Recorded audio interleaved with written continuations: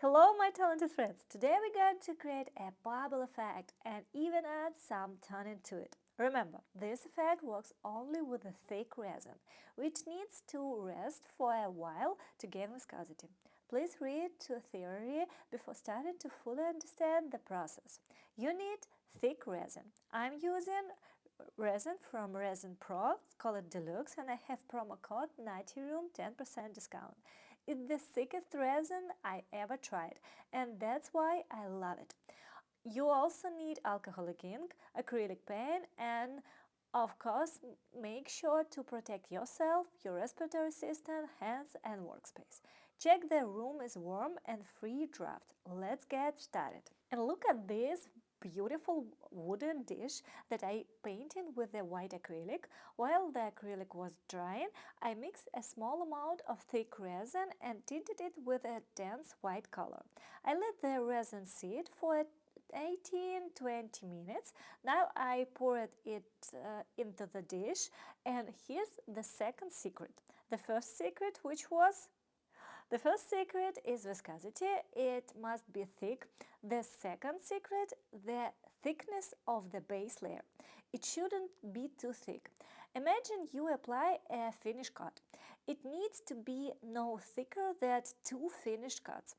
If the layer is too thick, the drops will sink. Next, I take floating gold from Resin Pro and carefully distribute it across the surface, but not too much, or the ink won't break the gold. Shake the ink bottle and start carefully adding drops one by one. Watch closely as each drop spreads, and think about the spacing between drops to avoid them blending together. Once I've added the black drops, I take the white ink and place a drop directly into the center of each black one. Again, no double drops, or it look messy, only one drop per spot. If the drops start mixing or losing their shape, it means you started too early and the resin hasn't thickness enough yet. And guys, the main thing is to follow my instruction. Take your time, don't rush, and everything will turn out great. Once you're done adding the drops, let it cure. The next day, I decided to add some foil and glue small pieces onto UV resin and coating the piece with custom resin for 3D pouring, which I tinted with brown alcoholic ink from Pinata.